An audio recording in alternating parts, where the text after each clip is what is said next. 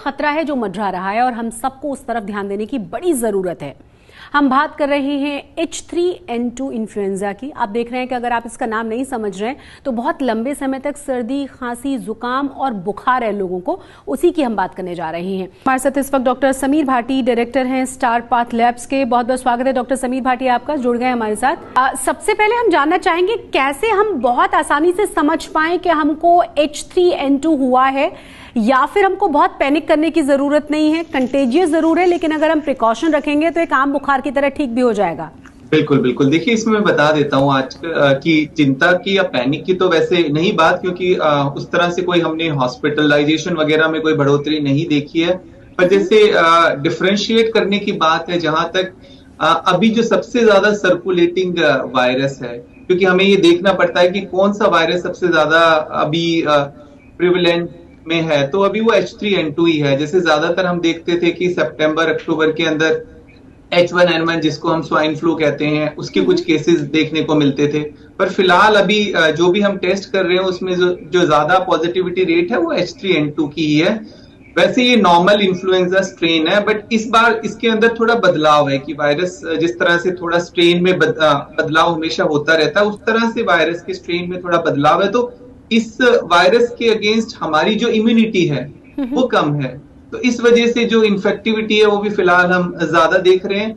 फिलहाल जो हमारे फ्लू वाला सिम्टम होता है और H3N2, इसमें बहुत ज्यादा हम डिफरेंशिएट नहीं कर सकते। जैसा भी आप बात भी कर रहे थे कि इसमें कुछ कुछ सिम्टम्स ऐसे हैं, जैसे एक तो इसकी इन्फेक्टिविटी थोड़ी ज्यादा है, पहली बात। दूसरा, जैसा हम देख रहे हैं कि खांसी लंबे समय तक जा रही है लोगों की, जिसकी वजह से थोड़ा उनका क्वालिटी ऑफ लाइफ अफेक्ट हो रहा है।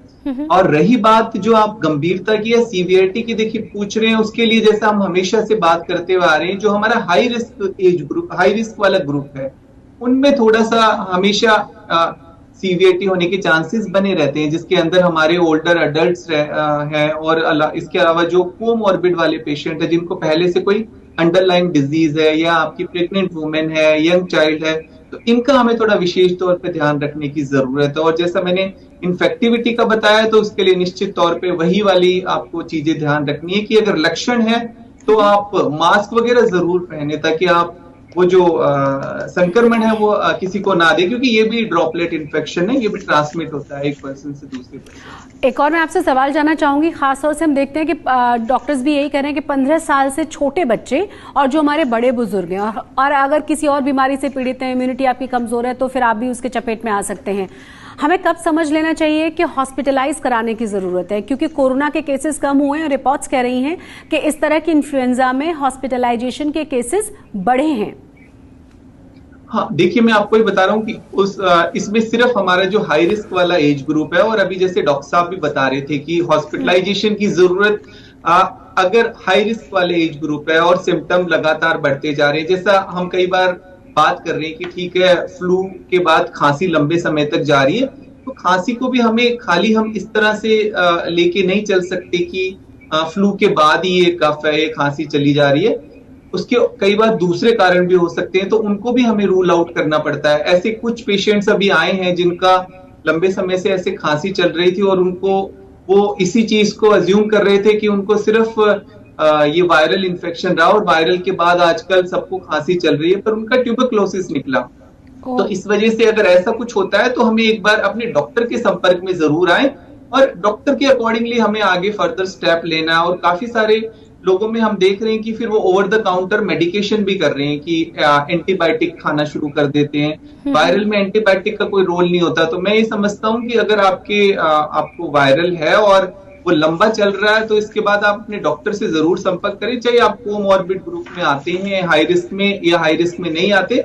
डॉक्टर से एक बार सलाह लेके उसके अकॉर्डिंगली आपको फर्दर अगर टेस्ट की रिक्वायरमेंट है, ताकि डिफरेंशिएट कर सकें, और इसके अलावा डिसीजन मेकिंग के लिए आप डॉक्टर से ही जरूर मानें।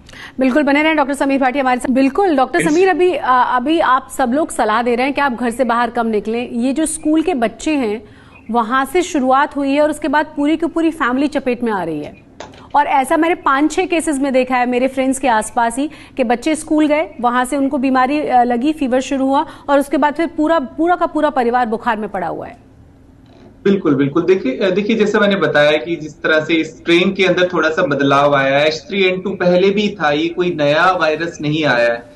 जैसे आपको बताया कि ये इन्फ्लुएंजा एक ही सब टाइप है, एक H1N1 जो कि काफी कॉमन हुआ करता था, पर अभी H3N2 काफी ज्यादा है।